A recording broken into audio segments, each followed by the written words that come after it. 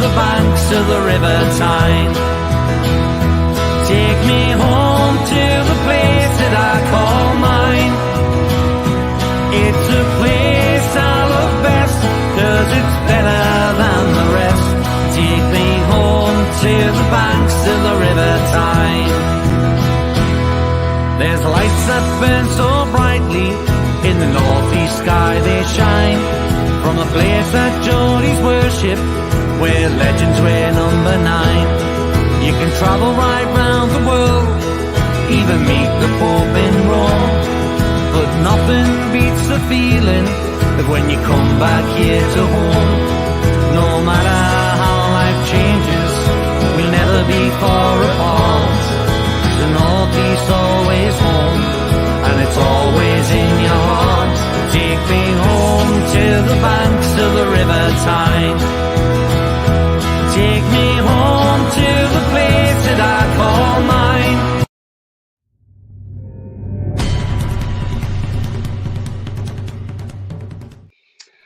Good evening, everybody. Welcome to It's All Black and White TV. I've currently got Dan with me at the moment from Turf Moor House, Burnley fan. How are you, Dan? I'm all right. Can't smell wide enough. Promotion. Yay. Glad to be back. Yeah, absolutely. Sorry for the late show tonight, guys. I've had trouble getting my laptop up and run, so I've had to scramble around getting the iPad out, and so that's the reason why we're running a bit late. So I do apologise about that, but beyond my control, I don't know what's gone wrong with the laptop. May just need a full charge. I don't know, but I'll have to sort it out later. But yeah, we're still waiting for another two coming in, but they should join us very soon. Hopefully, I know the Luton lad says he might be a little bit late, but yeah. But if you do like what you see, then please smash the like. It does help the channel up the search results, so smash those likes. Also, if you're brand new to the channel, and hit the subscribe for it, you do so. It helps the channel grow, and the bell notification will tell you when I'm live, have a pre-record, or any upcoming shows. If you do want to make a donation, there's a link in the chat. Just click the link and follow the instructions. I'm currently on 601 subscribers at the moment, so that's not too bad. And I just want to say it's been a fantastic last 7 days. The channel's had over 1,500 views, so absolutely fantastic. And thank you for your support, everybody watching. And do tell your friends and family to get them in to subscribe and watch the shows. I'll just jump into some comments before I come to Dan. And okay. Hi, Tony and guests. Sorry I can't join you tonight. To the guests, welcome to the Premier League. It's good to be back. Yeah. Good evening, all, says BT. Good evening to you, mate. Hope you're well. I've got the Blades fan. I'll add him in as well. Good evening, sir. How are you? You all right? Yeah, good. Thank you. Yourself? Yeah, not too bad. I was having a bit of trouble getting in. I had to get the iPad out because the laptop for some reason doesn't want to work tonight. So I don't know what's going on with that. First time that's ever happened, by the way. No worries. BT says Luton construction time for the new stadium will be around 24 to 30 months, starting at the end of the year. But likely the new stadium won't be ready till 2026. So is MK Dons an option? I don't know. We'll ask the Luton fan when he comes on, but he said he'd be a little bit late because he's coming home from work. So yeah, we'll certainly find out of him.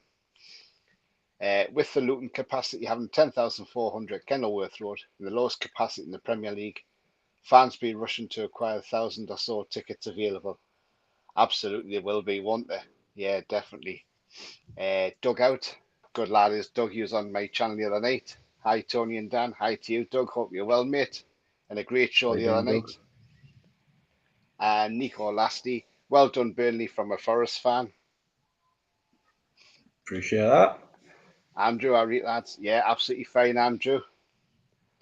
And Lee says, evening, Tony and lads. Welcome to the Premier League. Absolutely. And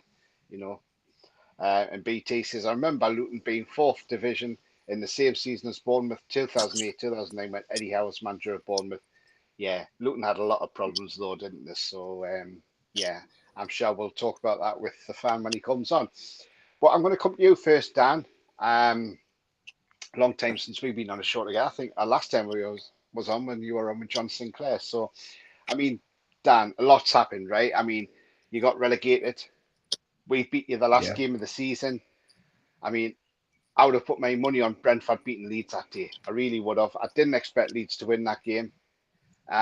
You nearly done the impossible and stayed up. You went down. A lot of things mentioned in the media. If you go down, the club's going to be stuffed. It's going to be screwed. There's all this money and everything. But Vincent Company came in, which was a surprise. And look what he's done. I mean, tell us about your season in the Championship and how you got straight back up. It's been an absolute whirlwind, a bit of a surreal situation, really. Like you said there, we sacked Dash on a Friday, the day before a game, which was very strange. We were all like, if you were going to sack him straight after that Norwich result. Don't wait until you're prepping for the next fixture.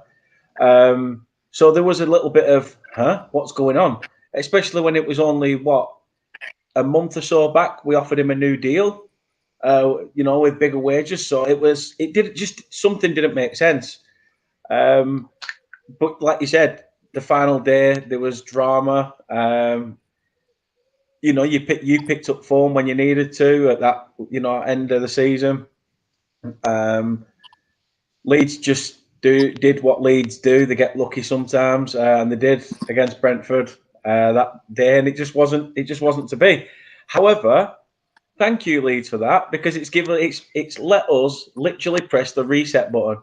We have gone from Brexit FC, literally long ball, hoof ball, anti-football, if you want to call it that, to now being one of the most attacking sides I've seen in the Championship in many years. How that transition has come about has just how the quickness of the transition for me is the big thing.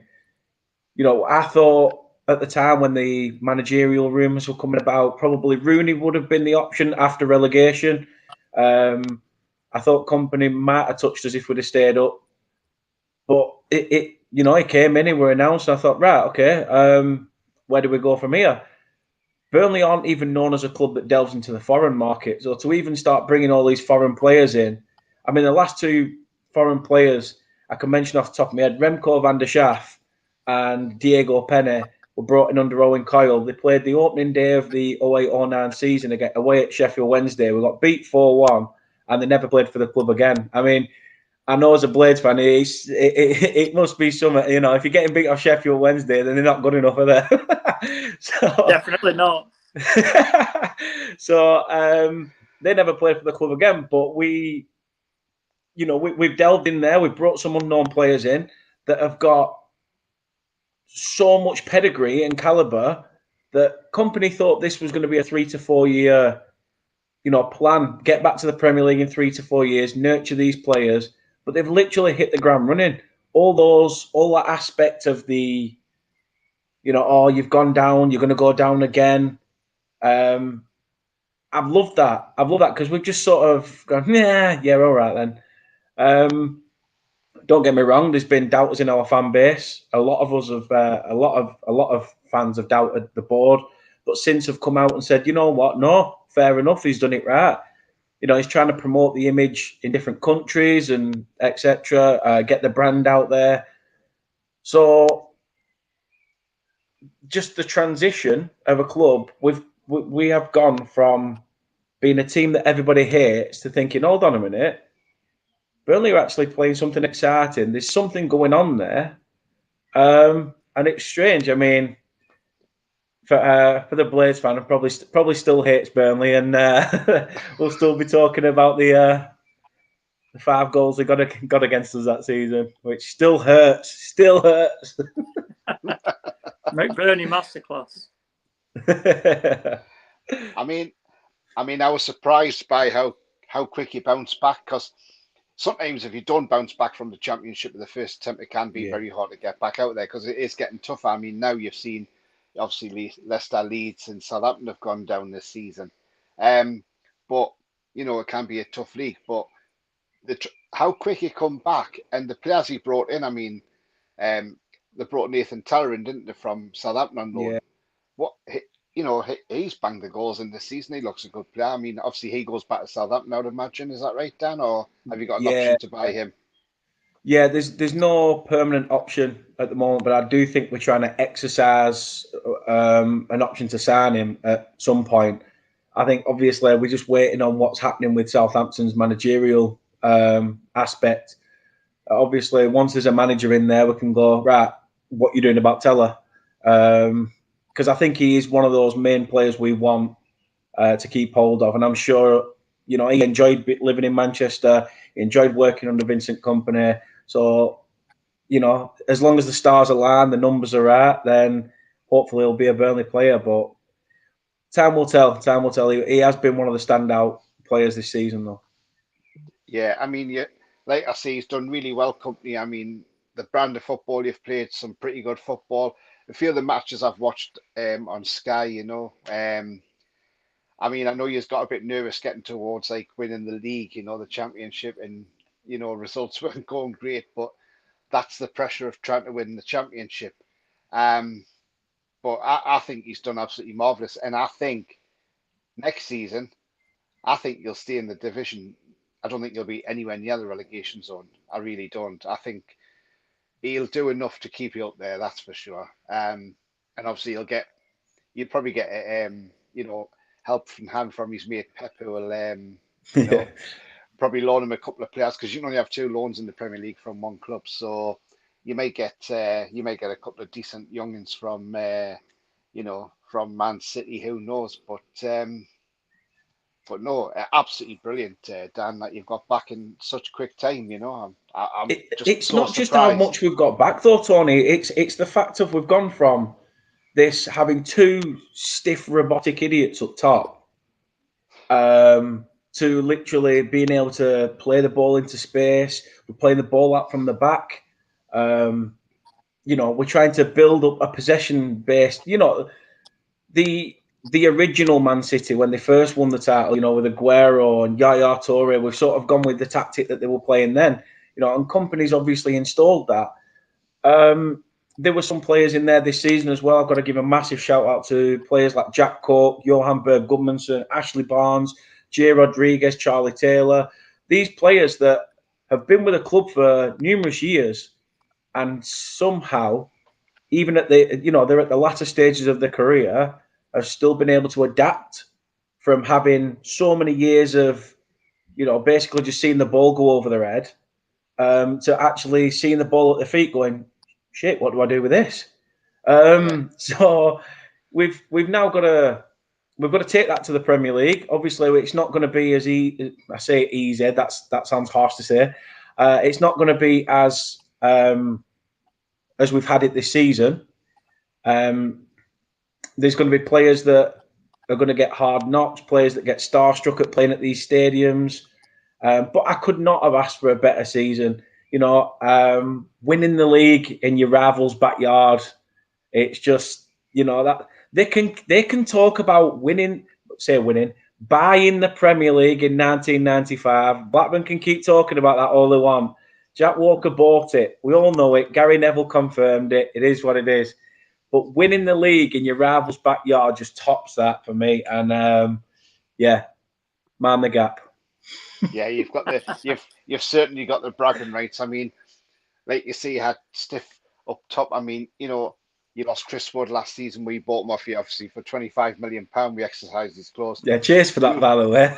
You probably thought, wow, what on earth are they doing buying Chris Wood of all players?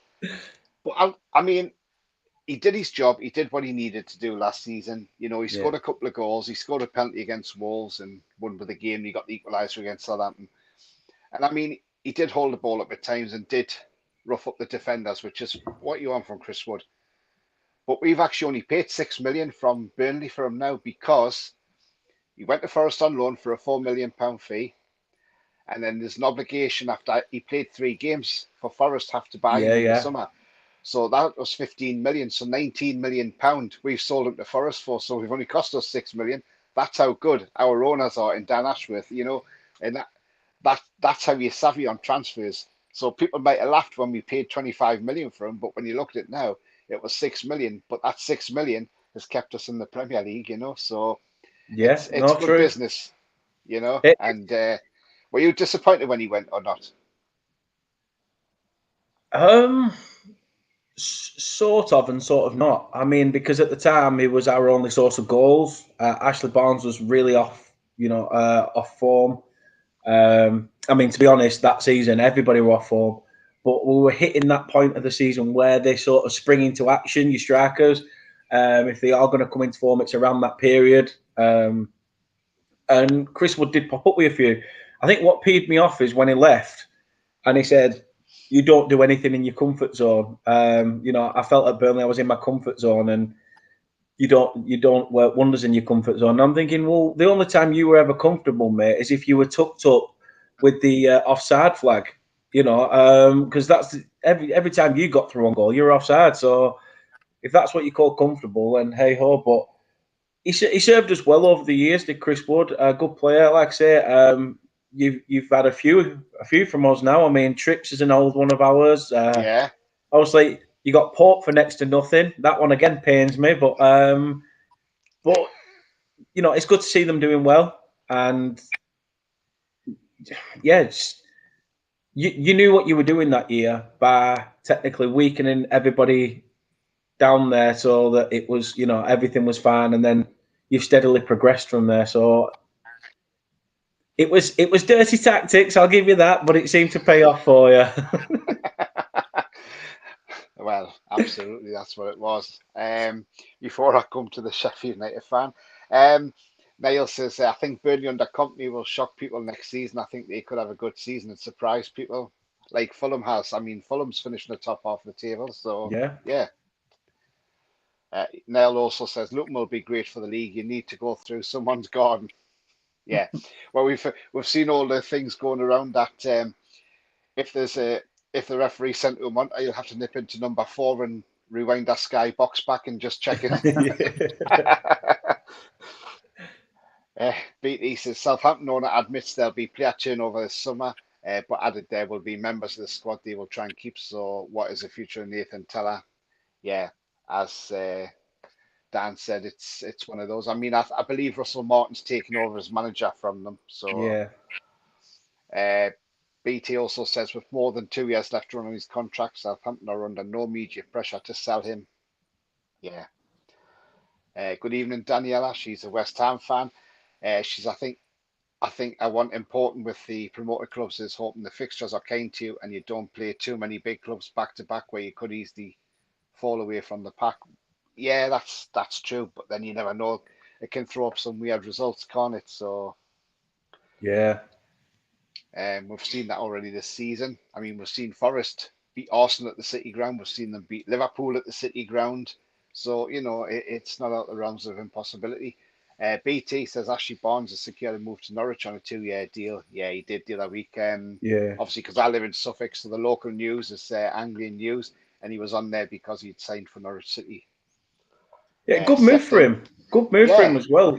For the age of the years and the years he had spent at Burnley, I thought if he was going to go anywhere, he'd probably go back to where he started in his roots, probably like to Plymouth since they got promoted. I thought that might have been a good move. But he's gone to a Norwich side that potentially could be, fighting for promotion next season. He could help them. And to get a 2-year deal at, in his mid-30s, that's a really good option for him. So fair play to him, and I'll be keeping an eye out to see if he bags. Yeah, absolutely. Sefton says, evening all evening to you. Sefton, hope you're well, mate. Nell says, off topic, can you see Spurs getting anger from Celtic as a new manager? Do you know what? I don't know, Nell. I mean, he's got a cup final at the weekend, and the way managers, I just love the way managers are turning Spurs down left, right, and centre. So I wouldn't be surprised if he doesn't go either. Let's hope that's the case.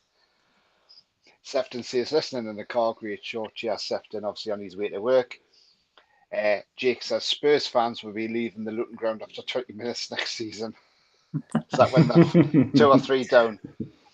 And he says, would you agree Eddie Howe found it difficult at Burnley because of the type of players that he had to work with and train with? That's for you, Dan.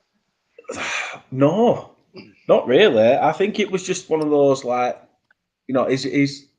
it sounds strange, but at the time, it wasn't right for him. It wasn't right for his missus. He'd had all the trouble with his mum as well. I think his mum passed away while he was up north. So another big reason why he wanted to move back down south. it's the thing where he built a decent side. You know, you got to remember he brought the likes of Trippier and Ben Mee in. He brought the likes of Danny Ings to Burnley Football Club as well, Charlie Austin. So these are players that have been big players for the club, and it's all come from Eddie Howe. So the only problem under Eddie Howe at the time was his inexperience, in a sense, because it was a case of you score 4, we'll score 5. That's what Sean Dyche was inevitably brought in for afterwards, to shore up the defence, because we could put the ball in the back of the net, plain and simple, but we just couldn't stop them from going in the other end either. So no, I actually fairly rated Eddie Howe's time at Burnley, but it was just some moves work, some moves don't, and it seems to have worked out for him now anyway. Yeah, absolutely. I mean, when we come to Travelling Blade now, I mean, your season, you came up second behind Burnley. There was times in that season where it looked tough, that if you were going to get up or not. You got to a semi-final of the FA Cup as well, so day at Wembley. Yes, you had to play Man City, which was unfortunate because obviously a couple of your players couldn't play against them because of the parent club. But I mean, sum up your season. I mean, is Paul Heckingbottom done the job that you expected after you missed out on promotion last season when you lost in the playoffs to Forest, and then you had to start all over again? Well, yeah, it's sort of interesting because I think when Hecky first came in, which was about October, November 2021, I was, as were a lot of United fans, not very hopeful. We saw the length of the contract had been given. We're thinking, oh God, why have we given him so long? He's going to get sacked in about 6 months. And he's proven us all wrong. I think obviously last season when he came in, we were like 16th, 17th or something, just sort of petering out into, mid-table mediocrity, just making up the numbers. And then we got into the playoffs, and in true Sheffield United fashion, threw that away. And then I think this season we thought, obviously we're going to have to try and go for it again.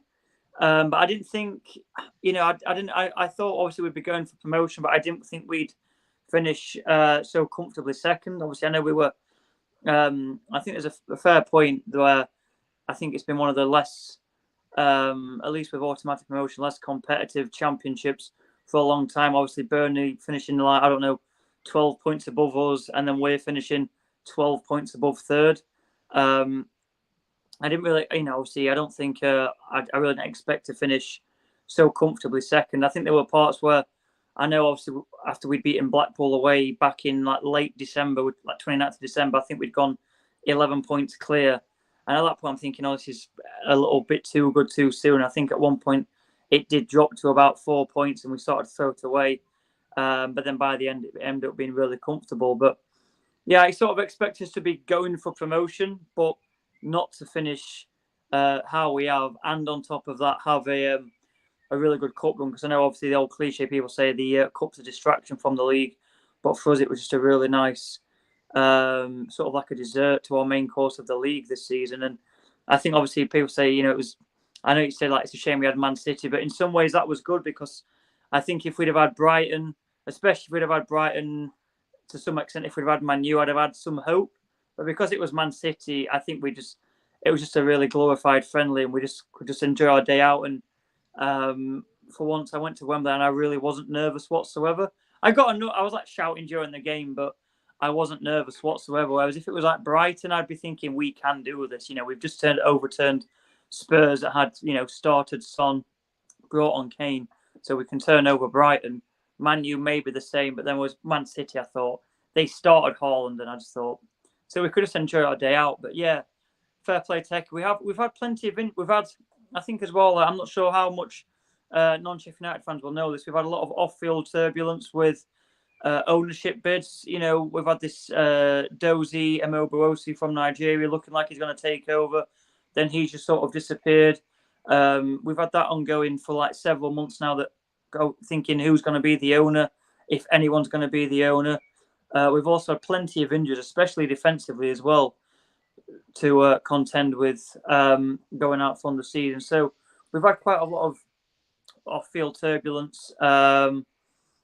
obviously a lot of injuries as well. So fair play to Hecky as well, just and the lads for we've had times where we were thinking we were 11 points clear at December, but then since then it's dropping to 4 in Middlesbrough and both Luton, hot on our tails, both in very, very fine form.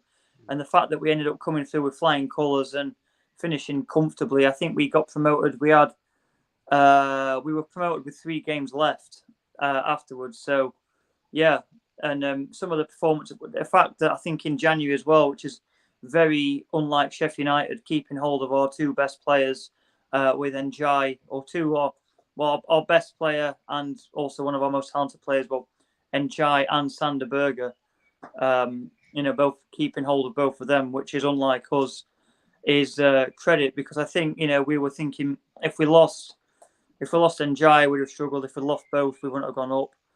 And I think now with both of them, I mean, fair play to Sander, he stuck with us. He could have moved on. As soon as we got relegated from the Prem, Sander could have moved on to a Prem club or gone back abroad. But he stuck with us in the Championship, didn't get promoted, stuck with us again. Now back in the Prem. Same with Njai. I'd have been really worried about whether we'd have kept hold of Njai. But now the fact, I mean, they probably still end up going, but I'm far more confident the fact that we can now say, look, stay with us and you will be in the Premier League, and also stay with us, you'll be playing every single minute we can possibly give you. Whereas if you move on to, I don't know, your Fulhams, Brightons and so on, you might get the odd game or might be coming on as a sub. But hopefully now we can say, look, you're going to be he knows he's our best player and he's going to be playing every minute for us. Should he stay with us in the Premier League? So yeah, I think it's been, although we finished comfortably, real credit, because it has been a fairly difficult season. Like I said, with the injuries in the off-field, who are thinking, have we got a no-no? Are we getting sold? Are we not getting sold? That's still ongoing as we speak now. I think, the Prince Abdullah's coming to terms with the fact that he is going to be the owner come the start of next season. Like I said, we've had several issues with that. We had a transfer embargo at one point. We had to just deal with loans. Heck, you had to be really shrewd with the loans. We're talking about Doyle and McAtee that you mentioned earlier on. End up being 2 of the best players for us this season. I think we're going to struggle to get any of those back next season. We might have to settle for buying one, maybe loaning the other, but that's a bit of a loss. So we're sort of going into next season with a weaker squad than what we had this. So I look forward to that. But yeah, fair play to Hecky, Stuart McCall and the rest of the lads for making it look so easy when in reality it wasn't. Yeah, you've done very well to come back up, that's for sure. And what does I say? I mean, you had Kieran Clark on loan, who came from us. Yeah. Obviously out of contract in the summer. I think there's talks of you signing him on a permanent deal. I mean, I know he's had a couple of injuries this season, but how's he actually been? All right, or? He's barely played for us, to be fair. I think he's played about 4 games. I think his first game was the first game of the season when he was at the wrong position and we lost 1-0. He did manage to get a goal, though, I think in a 4-1 win. I think it was over Cardiff, perhaps. And he sort of toe pokes home from about an inch out. But yeah, I've sort of listened to some of the Sheffield United podcasts, and we're saying what he's seen of him has been like okay, but we've barely seen him. I think for, with injuries and so on, and the fact that, our main 3 centre-backs had such a good season. So we've hardly seen him, to be fair, this season. So yeah, I'm not sure whether I think obviously with the wage as well, might be a bit too much. I think if we'll be looking to buy, not that he's done anything wrong, I just think because we've barely seen anything of him, obviously coming down from yourselves would be quite a high wage. So I don't know if we'll be looking elsewhere. Like I said, not that he's done anything wrong, just I think he played maybe 4 games, if that. And just what with injuries and so on. So he's barely been, we've hardly seen anything of him. Yeah, true. I mean, if he doesn't go to you, I don't know where he'll end up, but he's a free agent anyway, and I know we're not getting his deals, so I know he's definitely on his way out. I mean, we've got another midfielder, I suppose. Anybody could have, even Dan could have him back at Burnley, Jeff Hendrick. He's got a year left. We're trying to get rid of him. He's absolutely woeful, isn't he? But yeah, I mean, if you don't get Kieran Clark, then I suppose you'll look somewhere else. But you never know. You'll probably take a pay cut anyway to join the club if he wants to play football and carry on his career for a little bit longer. As you say, you haven't seen a lot of him, so that's the thing, isn't it? Yeah, I think from what I can remember, I think his best position is like right centre back, and I think unfortunately for him, one of our best players, Anel Ahmedodzic, is in the same position. So I think if he did join to us, he would be playing second fiddle to Anel, which is no slight on Kieran Clark because Anel's been absolutely fantastic for us. Yeah. So yeah, I think that's his preferred position. If it's left centre back, he's got more of a chance. But from what I can remember, I think he's right centre back, which he will be playing second fiddle to Anel. Which, like I said, that's no, that's no insult because Anel's been absolutely fantastic and one of the main. I think he made Championship Team of the Year. He's the Yeah, he highest did, scoring yeah. centre back in the league, and he's been absolutely fantastic for us this season. Anel. I think he's got like the odd Champions League appearance here and there. Costs about 4 mil, but he's one of the main reasons up there with NGI why we got promoted so comfortably in second. Oh, brilliant. I mean, you're obviously going to have to strengthen your team in the summer, and that's the thing. And you're just hoping you're going to have the money to do it. I mean, the Premier League brings a lot of revenue in anyway, so you'll have the TV revenue and everything Yeah, that comes with it. I mean, the last time you were in the Premier League, you did quite well. You didn't do too bad at all. You stayed up comfortably, top half of the table under Chris yeah, Welly your tale of first two season. seasons. Then your second season, you sort of had a struggle, didn't you? But Yeah, it was bad. It was the perfect. I think they were both the perfect storm. One was the perfect storm in our favour. One was the perfect storm against our favour. And yeah, it was a really. I genuinely do believe though, if fans, if we'd been able to be in the ground, that second season, I'm not saying we'd have stayed up, but it wouldn't have. We may still have gone down, but we'd have gone down with far more of a fight than what we did. So that's what I'm looking forward to this season. I'm not too hopeful, to be fair. I think it's going to be. I've seen a few people, I think, quite disrespectfully saying it's the weakest Premier League ever. But when I was Yeah. looking at the teams, maybe say weakest, but I think from my perspective, and I think perhaps from Dan's perspective as well, I think it's going to be a really interesting and open. Yeah, you're going to have City running away with it again. I think Newcastle will probably kick on from where they are. I don't think they'll win the league just because of City being City. That's no slight on Newcastle, but I think Newcastle will probably have a similar season, top four. Man U will be up there again. Arsenal will be up there. See what happens to Liverpool. Interesting to see what happens with Chelsea. I'm not sure how much better they'll be. I think they might get like seventh, but I think the rest of the teams, if you look at the teams that have stayed up, the teams that have come up as well, obviously, I think Burnley. I think every season you sort of get a bit of a sort of a surprise package. You always get at least one promoted team that ends up finishing about top half. I think that might be Burnley next season. But I think the rest of the league as well, like perhaps Burnley included, I think it'd be quite an open Premier League, and I think that's more interesting. I mean, maybe for your plastic fans that don't go to games, that's boring for them, but who cares? For us, like genuine fans that follow us club through thick and thin, I think it's going to be a really interesting, exciting season in terms of who's going to get relegated, the mid-table and so on. So I think it's going to be really open with us. Like I said, Luton coming up, the teams that are still there that only just managed to survive. So I think it's going to be a really good open season, and I think there's going to be a few surprise packages. And I think looking at the league, I think hopefully if we keep our best players, we can't afford to add too much, but if we sort of add what we can, try and get McAtee and or Doyle, maybe add one or two others, and we're literally talking one or two. Keep NGI and we should be okay. yeah, definitely. I mean, the thing is, the Premier League is a tough league, and we all know that. I mean, if you finish 17th, you'd be happy with that. Anybody will take Yes. 17th place to stay in the Premier League, We had that for 14 years. Fortunately, we suffered 2 relegations, but we came back twice straight away, amazingly. But I mean, obviously we've got with new owners now, and Eddie Howe's shown this season how well he's done as a manager, considering all these pundits out there said, "Oh, an Eddie Howe team, he does know how to defend." Well, we've got the best defence in the Premier League, and that's proved it. Yeah. By the least goals we've conceded. Well, goal difference. I mean, we've never had a goal difference like that for a long, long time. Plus 35. I mean, that's absolutely amazing. We smashed teams like Tottenham Hotspur 6-1 at home. 5 up in 21 minutes, and Yeah. Tottenham were a shambles that day. And if we'd put my foot down, we could have probably hit them for double figures. I wouldn't have been surprised if we did have. But we sort of took our foot off the gas in the second half because the game was won at half time, 5-0. But yeah, we've been really, really great. We've been on it this season. I mean, yeah, you're talking about Sander Berge there. I mean, we were linked with him back in January along with Fulham, and there was talk of him actually coming.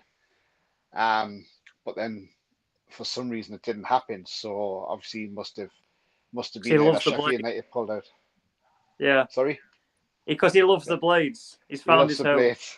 Yeah, absolutely. Before I get back to Dan, I'm going to get into some comments here. Pablo says, good luck to Burnley, Luton and Sheffield United in the Premier League. Big thank you to Luton for knocking the unwashed out the Mackhams. Yeah, absolutely. Wayne says, hi, Tony, guests and all in chat. Good evening to you, Wayne. Hope you're well, mate. Lee says, I remember watching Heckingbottom play for Darlow. Yeah. BT says, despite a small budget around 20 million being earmarked for new signings to explore the loan market, what has been learned from being in the Premier League? I mean, when you think last season, the 3 teams that came up all stayed up. That's the 4th time it's happened in the Premier League. And the first time since 2016, because that was the time when we came up, 2017 season, when we came up, along with Brighton and Huddersfield, and all us teams stayed up in that first season because Huddersfield stayed up, and they went down the next season. But it's only the 4th time it's happened, and I mean, a lot of people were surprised with Forest, because they're saying like 20-odd players. They were just every player that they were just buying every player going at the time, but they had to do that because they had players on loan who went back to their parent clubs, players out of contract. Their goalkeeper didn't want to stay; he wanted to go to France. So they had a lot of turmoil, and I think Forest done really well to stay up, considering you've basically got a new squad of players and you're having to get them to gel. So they've seen Lingard's not worth the 200 grand a week what he was ever mooted on with Nottingham Forest, that's for sure. But no, they've done really well. Yes, their away form has been absolutely shocking in the Premier League, but they've stayed up on their home form, and you just want to see what they can do next season. This is obviously I know it's your opposition team, Sheffield Wednesday. Is there any truth that Conor Cody's going to Sheffield Wednesday? Have you heard that down your end? I reckon that person there may have mistyped. I think I've heard sort of the odd rumour about him joining us. I mean, I think that person there's got the wrong team, because there's no way on God's green earth that you've got someone like Conor Cody, a regular for Everton in the Premier League. I mean, I think it'd be unlikely that he'd join us and we're joining the Premier League, but to drop to that lot that have only just got promoted to the Championship, and maybe they'll do similar to Sunderland, mention them on here, but and push on and get the playoffs and so on, and obviously fail in the playoffs, but getting promoted from League One and then pushing on. Perhaps maybe they will. Hopefully they won't. I don't think they will, but they'll probably just end up being. I think they'll probably be safe next season, that lot. But there's no way on God's green earth that Cody's going to that lot. So I've seen a rumour about him joining us. I think that's probably who they meant. But but I don't think he'll join. I'd love to have him back. He came with us before, back in League One when we had Nigel Clough as manager. In the 13-14 season, we reached a cup semi-final that time. We actually played him. He was actually a CDM for us then, rather than a centre-back. It's back when we had Harry Maguire at centre-back, when he was about 18, 19. And he was a CDM for us then, and he was brilliant. He was obviously box-to-box midfielder for us. He actually popped up with a few goals. We went on a fantastic run from about, I think we were second bottom, and then went like 13, 14 games unbeaten, most of them being wins, and ended up finishing about 7th. And he was fantastic for us. He's when people discuss our best loan signings we've ever had, your Gibbs White, your Dean Henderson's pop up, a few other older players, and then before long, people start mentioning Conor Cody. So we'd love to have him back. I think I definitely love to have him back. I don't think it'll happen. Is it Everton? I'm pretty sure he's I think that they own him now, Everton. He's probably He's doing on them. loan there. He's on loan, but he's at Yeah, Wolves I at the think moment. he'll probably. I think he'll probably be. I can see Everton buying him. To be fair, I think he's been good for them. I don't think I don't know what wage he's on. I know he's not going to be on a ridiculous wage, but I think we'd struggle with his wage. We'd probably even struggle with his transfer bill as well. So as much as we'd love to have him, and I've seen the rumour, I don't think it will come to fruition. But maybe that's because he's going to Sheffield Wednesday. He wants to drop down a league and play for that lot, maybe. Yeah. I mean, come to the next question with Lee. I mean, this is open to both of you. Would you have this guy at your club, Ryan Fraser? Maybe. I mean, how old is he now? Fraser's about, I think he's 26, 27. He's like prime age. Is this Yeah. the Ryan Fraser that used to be at Bournemouth? Or have I got the Yes, wrong that player? is the Ryan Fraser that used to be at Bournemouth, yeah. Yeah, I mean, I wouldn't say no, but I just think, because probably that struggle with wage again for us, I'd say. I think that's one of our key things. Like, I remember, I think in our second season, I think we matched, what's his name, Ollie Watkins. I think when he was at Brentford, I think we matched Villa on transfer fee, but we just couldn't compete on wage. So, yeah, I'd probably take him. I think we probably need as many players as we can get. I think if we had the money, we'd probably end up doing a Forest job if we could afford to. But I just don't think reality. I'd probably take him just to have some options and a bit of squad depth. But yeah, I don't think reality. There's more chance of him joining Burnley, I'd say. Yeah. No, I wouldn't want him. I wouldn't want him personally.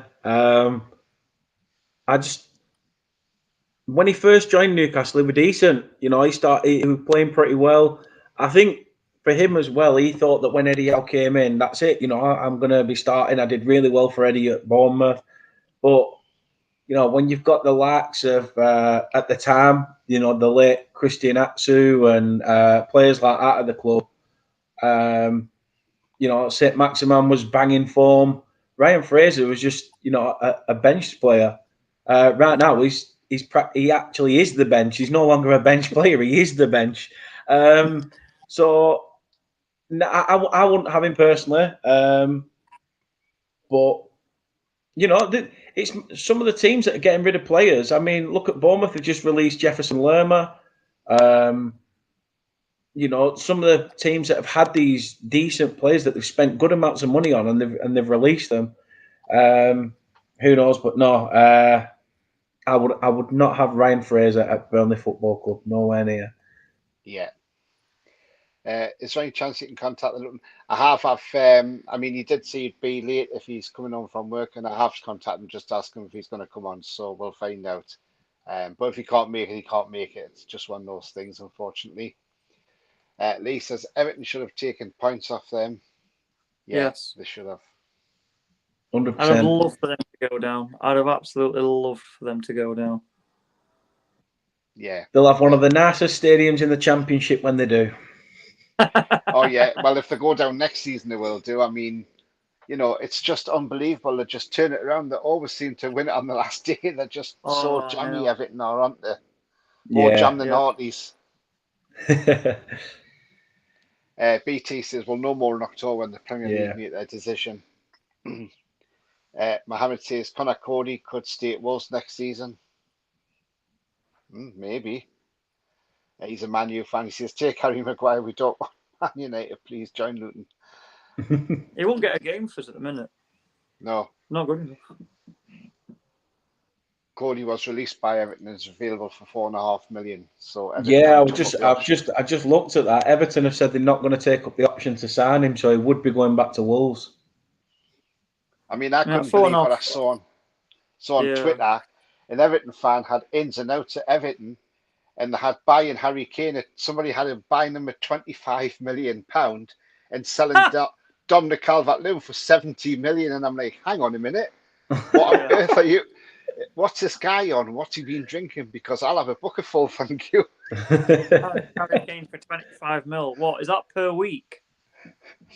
Well, that may be just. We nearly signed Harry Kane when Dash first came in. He actually said, I wouldn't mind Harry Kane from Spurs. And we'd sat down and spoke to him. and they said, right, okay, well, can we take him on loan? And they went, no, we'd rather him go permanently if he is to go. And they asked us for 7 million at the time, and our chairman was too tight to cough it up. He said, we'll go as high as 6. Oh. And they said no. So what could have been? Yeah, There you what go. could have been, eh? Yeah. To be fair, we had Michael Essien join us on trial. God knows how many years back, and that one never came off. So it's mad. Some of the players that you've had through the door, and they've not actually signed. You know, they've had a trial or something, but. I think our best case of that. I'm not sure. I can't remember if it was like Warnock or slightly after Warnock, but I think we eyed up Drogba at one point before we hit the big time with Chelsea. I might be wrong with that, but I've definitely heard that saying, "Oh, we did sort of scout Drogba when he was like, affordable for a club like us." Yeah. Yeah. Fraser's 29, says BT. I couldn't remember how old he was, to be fair. Prime age, but yeah. Daniela says, I think when we look back on the season, we're going to see it's been a strange one with the World Cup in the middle of it that upset some clubs and players, but others have benefited next season. Normality may return.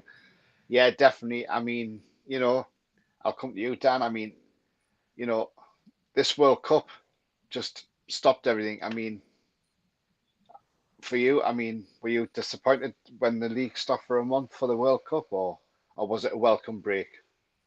Yes and no, because there were certain players that you could see were a little bit hesitant in the way they played. Especially from a Burnley perspective, the likes of Connor Roberts. Wales had just first got to their first World Cup in God knows how many years. And he was very precautious about everything he did on a match day. He didn't want to get injured. He didn't want to like throw himself into it like he does now. Because ahead of that World Cup, he wanted to make sure I'm there. You could be giving birth to triplets that are mine, and I'm sorry, but I'm in Qatar. I don't care what you're doing. He was adamant on that. That's where he was going. So there were players that had a bit of like, I don't really want to get injured. Sometimes that could cost a player though, because you're overthinking it. Sometimes your head just goes and you end up doing something silly. Like Neymar and his sister's birthday. But it was a bit of a hindrance, like you say. I mean, the fact that there was still some football to watch, I suppose, wasn't too bad. There were a good few shock results in there. All in all, it wasn't even that bad of a World Cup at first. I think a lot of people thought it was going to be worse than it was. But the World Cup itself wasn't that bad. The fact that it's in the middle of a season and sort of derails everything a little bit. So, to get everything back on track, you've got players come. You're having to give players extra long periods when they get back as well. And we're not just talking players that are bit part at your club. We're talking your main players that are, your first names on the team sheet. Some of them, especially for like clubs like, ours and stuff. Yeah. But be all and end all, it is what it is. We've not got one this time round. Thank God for that. My only bugbear was like, yes, promotion, get in, we're back. And then it was like, hold on a minute, I'm going to really miss the Championship. I forgot Premier League has VAR and we're just going to get done over week in, week out. Yeah, it's the VAR. I mean, yeah, you've got to get used to that again, haven't you? I mean, the Sheffield guy, I mean, what about you? The season and, having a month's break, and then when you come back, you've got to have some sort of like mini pre-season before it's just ridiculous, isn't it? And hopefully we'll never see that again. Yeah, I mean, I think for us, the World Cup was a godsend. I think we were like absolutely like we were dying for that World Cup with the sort of results weren't going. Oh, I mean, we won just on our last game before the World Cup, but before that, we were sort of like just edging along with the amount of injuries we had as well. We had so many injuries at that point, and we're thinking a 4-week break was exactly what we needed. Because thinking, thank God, because if we'd have had to carry on, especially because usually December's like the busiest month of if not the busiest month of the season. I think we'd have really dropped from being comfortably second to dropping right into the mix of the playoffs, just with the amount of injuries we had. So it was an absolute godsend for us. And I think after when we came back, we had a really good December, whatever was left of it, and sort of pushed on. And, you know, like I said, we had some great results in December, ended up being after the win away at Blackpool on the 29th, 11 points clear. And we came back with players that had a break, players that weren't fit, that now were fit. You know, we'd had Njai, in terms of all the players, Njai had come back, who had had a brilliant World Cup with Senegal. So I was moving here where the phone's not on. We had a brilliant World Cup with Senegal. He managed to get an assist in one of the group games. Started against England, so he'd fortunately though not got injured. So he'd come back sort of buoyed by that. Obviously mixing with a couple of the other Senegalese players that play in the Premier League, play in other elite leagues around the world. So learnt a bit from them. Like I say, a change as good as a rest. So yeah, for us, I think mainly in terms of the break, a few weeks off with the injuries, it was an absolute godsend for us. And we were, as Sheffield United fans, we were actually counting down just 3 more games till the World Cup, then we can have a rest. And, you know, we're not just like limping on with like half a team full of injuries. To be fair, Tony, I can't believe I mentioned VAR, and I'm surprised, obviously, Travelling Blade hasn't, obviously, after that controversy against Villa. I mean, wow, that was something else. Not even VAR, Hawkeye just not turned it on. Not turned it on. And that, I tell you what, that kept Villa up. And look at them now.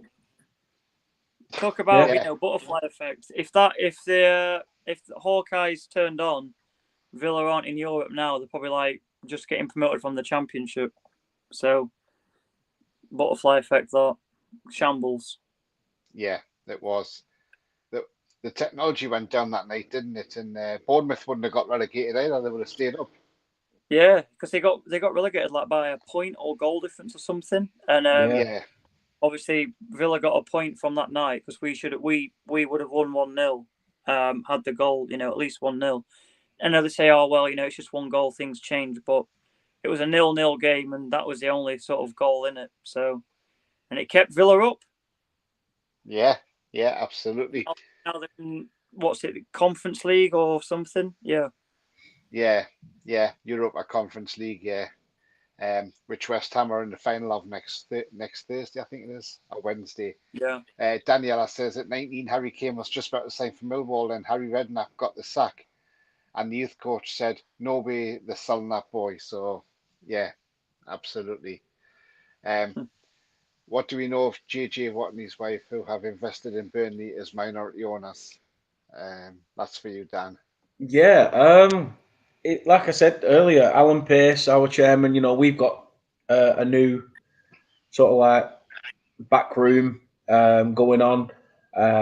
Pace bought us in the midst of, you know, COVID, which, to be honest, we thought, hold on a minute. Like I said earlier, there were question marks over the leveraged buyout, and you know, we're not Manchester United. You're not going to make your money back. Not that quick, anyhow. However, we seem to have done. Don't know how, but we have. And yeah, he's obviously trying to promote the image of Burnley out in America. You know, the MLS is growing as a league, and you know, there's a lot of fans out there that are thinking, I'll have a Premier League team, or I'll go and support someone. So why not use your contacts? You know, those that are big in other sports that can promote your sport. You know, he said that the investment's going to be minor. It's a minority investment. It's not like he's going to be pumping money in left, right, and centre. He said, but the emotional investment he's putting in is like beyond compare. He is constantly wearing Burnley clobber all over the shop. You know, walking down the street, he's got a Burnley hat on. He's on TV promoting things in like CNN and all the news outlets and stuff in America. You know, and the amount of American fans that have said, well, if JJ Watt's a Burnley fan, I'm a Burnley fan. So it's working. It's having that knock-on effect. Yeah. And, you know, we're just going to keep the good times going. He was there on the final day of the season when it was absolutely teaming it down at Turf Moor. and he brought the trophy out, put it on the stand. He was there on at the back of the open top bus parade as well. He was on there filming it all with his phone. He's had a pub crawl under the culvert on the way to the stadium as well. He's been in all the pubs, so he's got to know all the locals, and he's bought pints for people and things like that. I mean, it's just those little things that make you realise that he's not just somebody who's come in and gone, well, I'll just put money in and then I'll hide in the background. He's coming and gone, you know what? No, I'm going to drink in your boozers with you. I'm going to show you that Americans don't just sup half pints and we get absolutely arseholed. We can actually handle it, and we can move forward. But yeah, the investment side of things, we are progressing, and as a club, as I said, we've gone from one extreme to the other. Except with this one, there's so much room for progression and where we want the club to be. Yeah, definitely. And BT says Alan Pace used the money from the club to buy Burnley. Yeah, he did. And I think that's why a lot of people ask the questions. I asked a lot of questions going, you can't use the own club's money and say that you've got all this money. I mean, yes, he has a Wall Street background. In fact, Alan Pace, if I remember rightly, tried to buy Sheffield United, I think. He was one of the suitors to buy Sheffield United a few years ago. But it never came about. And then he said he was still looking for a club. And then he invested in Burnley.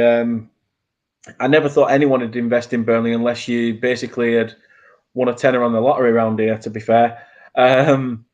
So to have somebody from outside come in, literally move his family from, America to Burnley or to the local areas and sort of blend in and be here constantly. It's been amazing. As I say, I'm part of a fan advisory board at Turf Moor now. And Alan Pace is in those meetings. So, we sat down together, get to speak to him and things like that. And it's great that he's having that interaction. On a match day, you see him out in the fan zone and things like that. Yeah. From the money side of it, we have paid all that money that he used from the club back. So everything is kosher now with that. I think we took another loan out at like a cheaper rate or something, but it's not going to worry the club. That'll get paid back on the fact of promotion. A bit like Travelling Blade said there as well. We had a transfer embargo this year. It was outside of the transfer window, and it was because we were late with. We got brand new auditors, so we'd only just put the, numbers through, quite late. So that's now gone. That's been erased. We're back in the clear. As you can see, we've already signed a player. We had a buyout clause on Jordan Bayer, and we activated that. So he's joined us from Borussia Mönchengladbach, and yeah, just let the good times roll. Hopefully, the money does as well. Absolutely, definitely. I mean, staying in the Premier League guarantees you get more money. So yeah, definitely. Daniela's got a question, so I'll start with Travelling Blade. She says, asking the two fans, what clubs can you, in all honesty, target for points? So what games do you think you'll get your points, or or how many points are you hopeful of getting this season? I was about to say Luton, but then again, we always seem to draw at their place, and this season they beat us at home, so we might be able to get 2 points off of those. I think the likes of I think sort of teams that are going to finish in the bottom half when they come to Bramall Lane, like your Bournemouths. I think obviously West Ham, maybe not at their place, but when they come to us, I think obviously, like I said, when Luton come to us, we might struggle at their place, as I think most teams will. But I think for us, we're going to have to sort of rely on beating people at home or getting a few against, say, if you like, when your better teams come, getting draws against them at home. But as like I said, when the likes of like Fulham and Brighton, they're good teams, but when they come to Bramall Lane, we're going to have to be going to win those games. And that's not a matter of arrogance. There'll be Fulham and Brighton fans going, oh, we're better than you. But if we're going to survive, we've got to look to beat teams like that at Bramall Lane, else we're going to go down. Yeah, absolutely. I mean, well, it proved the point last week. I mean, we played Leicester, who were in the bottom three, and obviously went down, but Yeah, they came to St James's Park, and they were, you know, when they came to St James's Park, they had a game plan. It was a typical Dean Smith team, you know, his tactics and let's just defend, you know, because we were all over them. It was like a training session for Newcastle United, and they had one shot in the 92nd minute, which Pope pulled off a great save. Considering Pope had nothing to do all game, he'd probably sat there and done a crossword for the whole game, and he hadn't been bothered until that ball. But you know, they were trying to get a smash and grab. That's what they were trying for. So yeah, so that is the Premier League. It can be difficult. You know, we didn't play our best against Southampton away, you know, earlier in the season, but we actually beat them 4-1, and all 4 goals were on target. You know, so all 4 shots were on target, which led to the goals. But you know, you can go into games and not play well, like we did against Villa. We didn't turn up, and Villa beat us well and truly 3-0. You know, results are going to happen. That is the nature of the Premier League.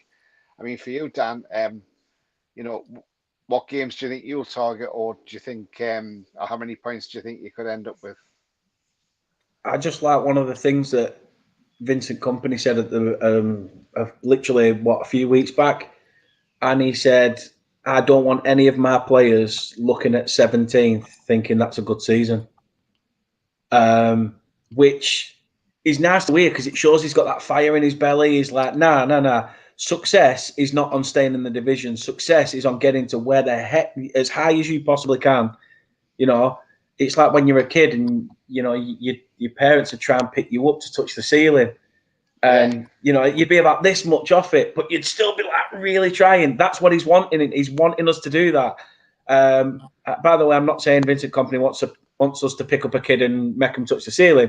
But, you know, we have got a team of kids, young players that he wants them to reach their whole potential, whether it's on selling value in 2 to 3 years' time, a year later, etc. We've got to make Turf Moor a fortress. I mean, it is an old ground. It's, you know, one of those that's been there since, you know, the dawn of time, pretty much. You know, you sat in a wooden seat, pretty much. You know, no's been done to Turf Moor apart from a lick of paint. So it is we want teams to fear coming to Turf Moor. You know, don't let it be somewhere where they come and be like, "Oh, this is nice." We want to make it hell. So that's what we've got to count on. Like Trevor and Blade said, make that home form count. Beat those teams in and around you. You know, Southampton might have been the whipping boys last season, but you know, I can see what people are saying about Luton. They could surprise a few people, but that's who you've got to be getting the results off. Like you said, you know, you probably won't mind me saying it as well, you know, because I'm sure you'll probably think, you know, well, we beat Burnley at, you know, Bramall Lane before, so we can do it again. We're both in the same division. You know, we've got to be beating those teams that have come up with us. We've got to be beating the teams, like you say, Bratton, Fulham, Villa. Yes, they've all done well this year, but how many years did Leicester do well for? And look at the way they plummeted. Yeah. You know, it's all well and good having one good season, but it can come back to bite you in the arse, as Leicester have shown. So I don't know. Like we said right back at the beginning of this, it's such an open league now, and like you said, people might call it boring, but during COVID, people were screaming for a Burnley Norwich on TV on a Tuesday night. Yeah. People were screaming for that dog shit match that they were putting out. Yeah. And that's what's going to bring something to it. That's going to bring something to it. Because the teams that are getting good, you know, I know Newcastle have literally built, but there's teams around that are now spending, and we're seeing clubs like Manchester United struggle. to keep up with the fact that other teams are spending around them and they're only getting like the odd one or two a year, and they crumble. So for terms of quality, we should do all right. I mean, they say what 30 to 40 points is probably you're around average. But I know what company said. I would love that, but 17th in the first season back in the Premier League would be good enough to then kick on, hopefully. Yeah, absolutely. I mean, 36 kept Everton up this season, so if you look at that, you can sort of think that's a sort of a benchmark, Yeah. But I mean, it's going to be interesting. I mean, like I say, we went to Leeds United. They, under Sam Allardyce, they made a hostel for us that day, and we ended up with a 2-2 draw. We were 1-0 down. We should have been 2 down, but Pope saved the penalty because it was a poor penalty from Bamford, who had no confidence whatsoever. Wilson put both penalties away, and we ended up drawing that game. And that's the nature of the Premier League. It just throws up all different results. We saw Leeds beat Liverpool at Anfield 2-1 this season, last season. Brentford do the double over City. Yeah. Brentford, Brentford, look where they finished, just 2 points outside the European place, So it's possible that if you stay up, you could do well the following season. You just don't want that second season syndrome where you've stayed up and then you go straight back down the second season. But as long as you do gradually, you should be all right. I mean, we get a lot of it where people say, "Oh, well, Newcastle's all right because they've got unlimited funds." Yes, we might have owners who've got a lot of money, but we can't spend that money because of FFP. No, That's what FFP, we've got to worry about. But in terms of where we finished this season, finishing fourth, and we got the final of the Carabao Cup as well, but finishing fourth, but we haven't spent an awful lot of money. Last January, we brought in Dan Burn, Chris Wood, Bruno. Bruno's the expensive one in there for 40 million. We got Target on loan. We brought Trippier in, 12 million, which was an absolute steal. And then in the summer, we obviously stole Paul for 10 million, which was an absolute snip in my eyes. Bargain of the season, if there ever is one. Sven Botman, 35 million. Nobody knew about him, but he's turned out to be a cracking player. And we've done the recruitment very well at Newcastle. We brought Isak in, I know 63 million, that's a lot of money. But again, he's young, and you see him, Isak, he's played so well. I mean, he tore Everton apart with that solo run that set up the fourth goal for Jacob Murphy. But then you throw in the mix of what Eddie Howe's done. Joe Linton, he was a flop when he was playing up front under Steve Bruce. He was a flop, Yeah. We wanted him out the club. So he's been improved tenfold. I mean, he's scoring more goals this season than he ever did when he was playing up front for us. Because he's in that midfield position, because Eddie Howe's found that position for him and he's playing well. Sean Longstaff, back to his best like he was under Rafa. Miggy Almiron, another one who for 2 years under Steve Bruce went nowhere. But all of a sudden last season, bang, he got double figures. He's never had double figures for us before. So he's improved those players. He's even improved Fabian Schär, the centre half. I mean, obviously, Forrest suffered the same fate you suffered against Fabian Schär when he scores a screamer from outside the box. It was the same. If you look at the goal he scored against Forest last season to your goal that he scored against Burnley, if you look at them two goals, they're a carbon copy. They're exactly the same. Yeah, they are. There's no difference. And but that's the thing with Eddie Howe. He's improved players. So when we get people coming on like rival fans, on Twitter, or you get journalists that are going, "Oh yeah, but Newcastle's got this, I've got that." Yeah, but you've got to think of what the players that were already there, that were there before even the owners came into the club. Even Joe Willock was there before the new owners came into the club. Yeah. And they've just all massively improved. Yeah. Because Eddie Howe's just getting that extra 10% out of them. And I think Eddie Howe's been absolutely terrific. Yes, people laughed at us last season when Eddie Howe came in. Oh yeah. And then Martin Samuels, well, you could have had Gerrard, he's gone to Villa. Why didn't you get him instead of Eddie Howe? And do you know what? Eddie Howe's waved goodbye to him. He's waved goodbye to Dean Smith. Eddie Howe's been involved with managers getting sacked this season after we took Southampton apart 4-1. Hasenhüttl was sacked the next morning. We took Spurs apart 6-1. Stellini was gone the next day. So, we keep upsetting people and getting their manager sacked, against like Tottenham. The fans left after 20 minutes when we were 5-0 up because they just walked out the stadium and had enough. We've done it at Everton when we went 3-1 up. The fans started leaving in their droves, and then we brought Anthony Gordon on. Just tactics that we've done all season. Things like the penalties against Forest. Trippier had the ball in his hand. We all thought Trippier was taking the penalty. Navas, the goalkeeper, giving it the all I am at Trippier, and players getting on at Trippier, so they were getting yellow cards. Then he hands the ball to Isak to see it. They are, because that's gamesmanship, shithousery, and that's what we've done this season. And I think Eddie Howe's learned a lot of that from Diego Simeone when he spent time with him in Spain, because that's a good thing about Eddie Howe. When he left Bournemouth, he didn't just sit down and think, all right, okay, I'll relax now.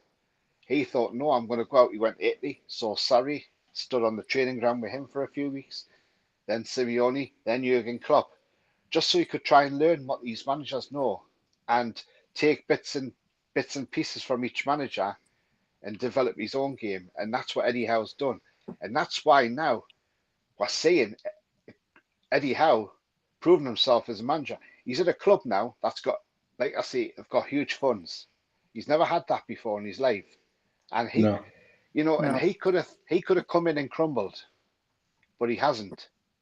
So I think if Eddie Howe wins a trophy or two, he'll become more of an elite manager then. And I really do think Eddie Howe will go right to the very top. But hopefully it's with us he'll stay, and hopefully even if England come calling, he'll knock them back. Because he's at the right place to learn his trade. I mean, he's already learned his trade, and for what he done with Bournemouth was absolutely fantastic. They were literally on the verge of dropping out the Football League until he kept them up. Yeah. And then got them up the divisions and up to the Championship. I mean, up the Premier League. But even Callum Wilson, he's improved him to some extent this season. And he worked with Wilson at Bournemouth. Yeah. Wilson had a struggle coming back from the World Cup in 3 months. He only had like 1 assist and 1 goal, which you think from a striker isn't really great. And then when Isak came back, Wilson was sort of on the bench, and then Isak was the main man. Then Wilson was coming off and scoring. Wilson's ended up with 18 goals, best scoring Premiership return from since he's played in the Premier League with Bournemouth and Newcastle. So, Eddie Howe can just. Yeah, he can just improve players. He's just got that magic touch, And I think next season we'll see a different Anthony Gordon, because once he has a full season with full pre-season with Eddie Howe, he'll come back a different player, I mean, Dan, I'll come to you. Obviously you've probably not watched a lot of Premier League football because obviously you're watching Burnley, but I mean, how have you found the Premier League last season? Not only have we crashed the top 4, this is why the Big Six didn't want us having our takeover, because they were frightened of this happening. But not only did we get in the top 4, but Brighton got 6th place in Europa League. Villa got 7th place in Conference League. Spurs missed out on Europe altogether. They just completely capitulated. Chelsea, well, can't see where they are. They're further down the league. They're around 13th or 14th. I mean, unbelievable when you think how much Chelsea spent on players, and for them to not even make any European competition or even finish in the top half of the table. What's your thoughts, Dan? Yeah, it's a bit of a mad Premier League last year. Like you say, the level of competitiveness has changed. That's why I'm glad we've sort of changed the way we're playing now, because we were playing an old style of football, and the Premier League was adapting season in, season out. You either adapt or die. If you don't adapt to the way that the football and the league is evolving, then you're going to struggle. So I'm glad that we have, changed it up. But from a Premier League perspective, I didn't think that Newcastle would finish where they did. I thought, Europa League, Europa Conference League position would be a good starting point, as a steady growth. But then, again, similar to Burnley this year with a brand new squad near enough, exceeded expectation, pushed on, weren't listening to all the noise in the background, just did what you needed to do. It's not just on the pitch as well, off the pitch. Like you said, bringing Dan Ashworth in, bringing all these other people in from, from other areas, other clubs and things to help. Put in a gymnasium just outside of the changing rooms, and the infrastructure at Newcastle as well has completely changed. So that's all been good to see. And having a club like Newcastle, a massive, massive club, competing with the likes of, Arsenal, Man City, Man United, and Liverpool. It goes to show that every dog has its day. Leicester have had their moment. They've won it. They can say they've won it. Commiserations to them on relegation. Leeds seem to always think they're massive, but the tin pot. And then I thought I was being nice by saying tin pot. I wanted to get into a big can of expletives then, but I managed to stop myself. But no, the Premier League has been very competitive, not just at the top end, throughout the whole division. As I say, Southampton, although relegated, got a few surprising results. It's come down to the final game of the season for 2 spots of the relegation zone to be determined. It goes to show how open it was. Teams have succeeded. You said it earlier, Tony, that there's managers that don't even want to go to Spurs because the job's a poison chalice. Chelsea finishing where they did. Chelsea fans singing to Villa fans and Brighton fans saying, saying about we're staying up, and it's all these little things that you don't expect to see or hear. But it's actually been quite entertaining from the outside looking at it. I think it's been more entertaining because you're not part of it and having to deal with your part in it. So yeah, it has been quite interesting to watch. You'd look back at Match of the Day, or you'd look back at the highlights through the Sky Sports app and stuff, or on YouTube. And yeah, you can just see how much football's evolving. And it's good that, like I said, teams like Newcastle are having their day. And, long may it continue for clubs like yourself and make that progression. Nobody would have expected Brighton as soon as Potter went. No one would have expected De Zerbi to go in there and keep that level, turning the notch up on that. Unai Emery, even entertaining the Villa job, was something that nobody thought would happen. That is the Premier League. Like you said, the inevitability of the Premier League. And let's just see what happens. Anything could happen. That's another reason why I think Pochettino's gone to Chelsea, because he's going to be the pulling power for Kane. But either way, that's for another show and another fan. So Adam. Yeah, absolutely. I mean, the thing is, we've played a brand of football this year which people haven't seen. We've played with that pressing and intensity, and and even pundits all over are like, this is just impressive, because you've seen Newcastle would just press. After we demolished West Ham 5-1, at the London Stadium. After that, West Ham turned the corner. Moyes was probably told, like, if you don't win your next game, you're out the door, against Fulham, and he won that game. And they've gone on a bit of a run after that, and they've done well to not only stay up, but also they got the conference final. Whether this is Moyes' last season as West Ham manager, who knows? Daniela might say more in the chat, but who would have thought West Ham gets to a European final? More than what Chelsea did, or or Liverpool did. So, it is interesting, but next season's going to be even better, isn't it? And to see how these teams get on, especially Luton Town. I mean, they got relegated just before the Premier League started, so literally they went down the main. The Premier League started in August, so they missed out on the Premier League. So it's their first time in the Premier League as such, but it's going to be interesting to see how they go. Obviously, the bookies are going to say Luton are favourites to go down next season.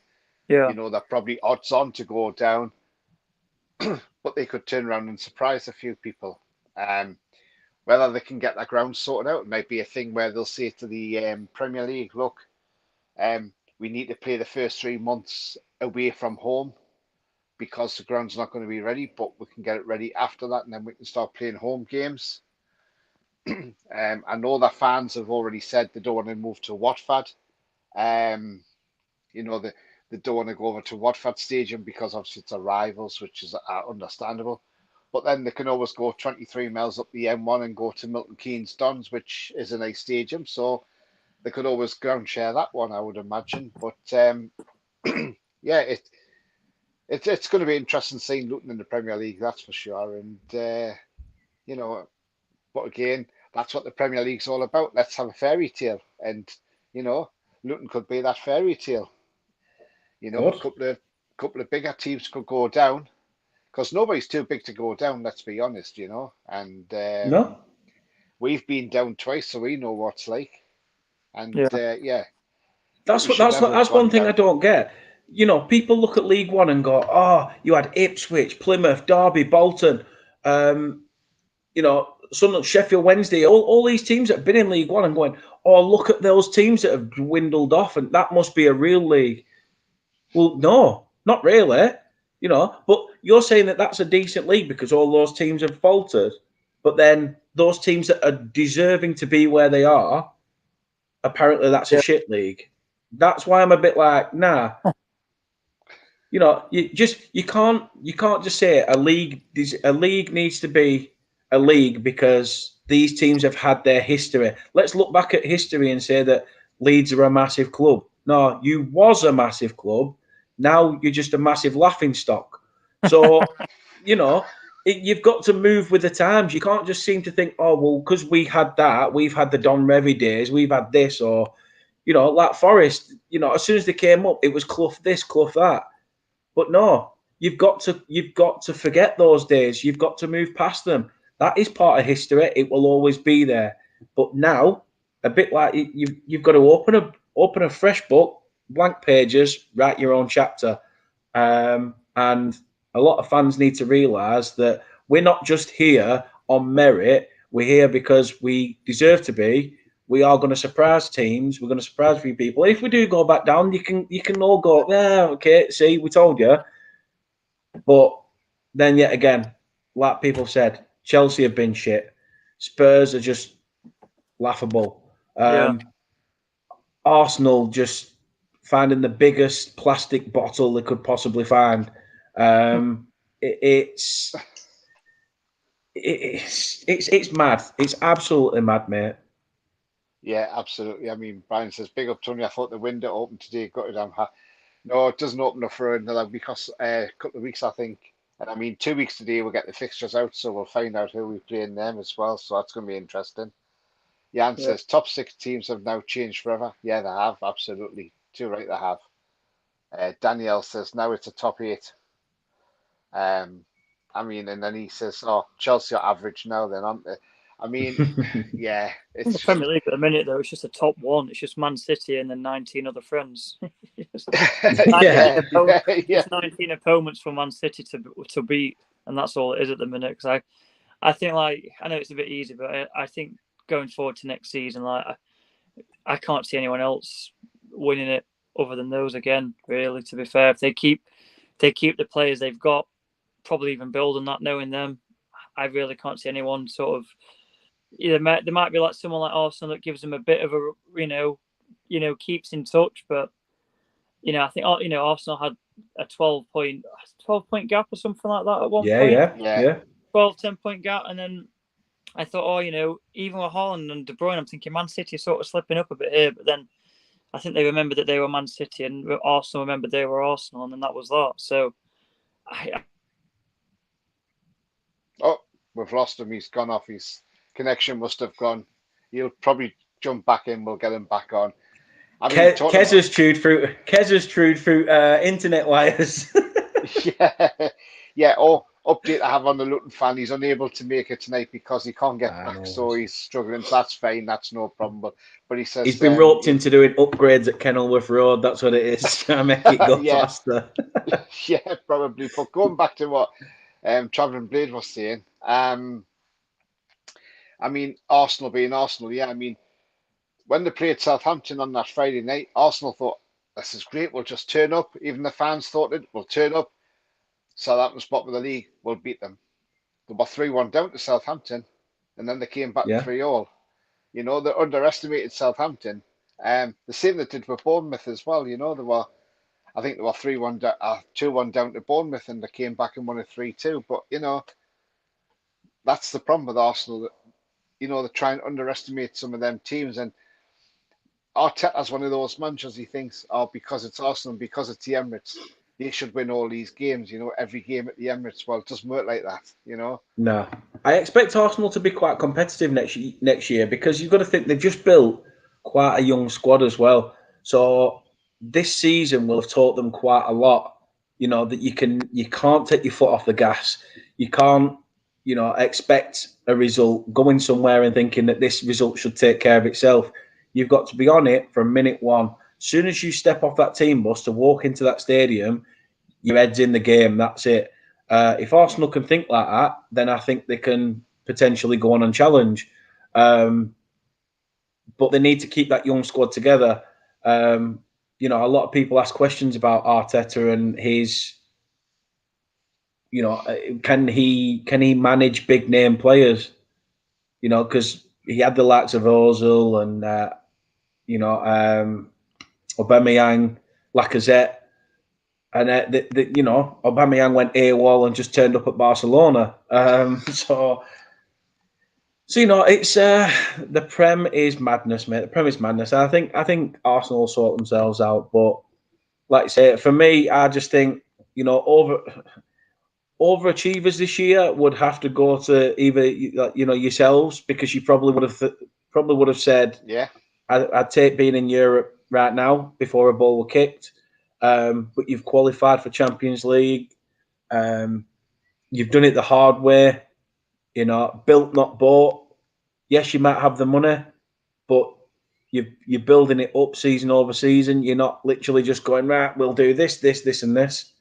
So I commend you guys as much as you effectively relegated us. Yeah. Yeah. I mean, that was a sad day for you, I suppose, when you went down. I mean, you were so close to staying up, you know, you took a risk by sacking Dyche, and Yeah. but the guy who came in done all right for you. He nearly pulled it off and kept you up. Yeah.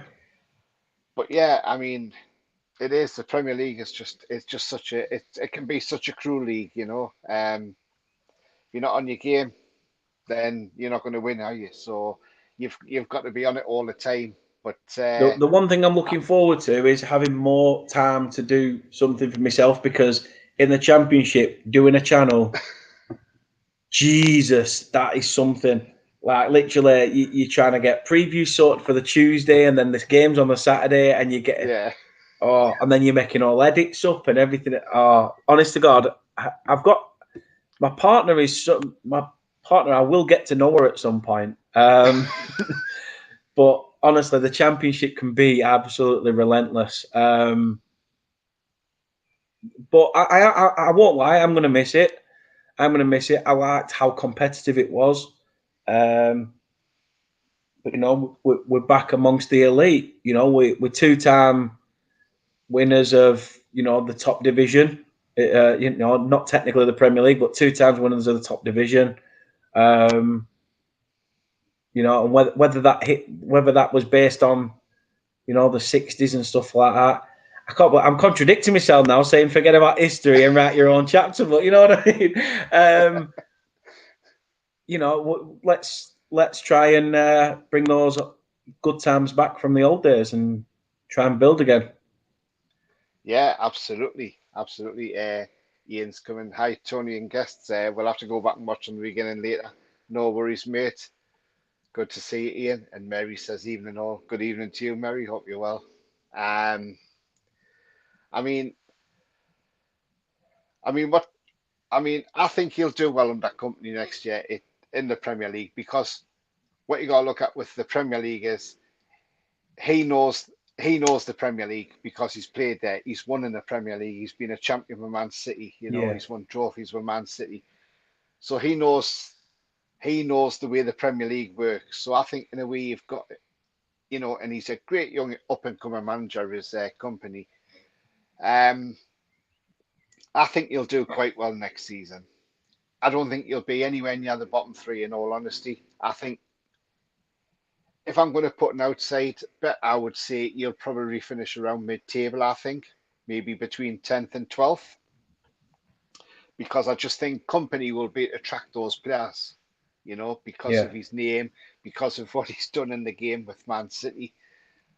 So I think he'll do quite well. And I think maybe say between 10 and 12. I mean, with Newcastle last season, that before a ball was kicked, my prediction was we will finish seventh and get the Conference League because after finishing 11th last season, and I looked and we were about 7 points short of getting into seventh place, I thought, right, well, next season we could get that seventh place.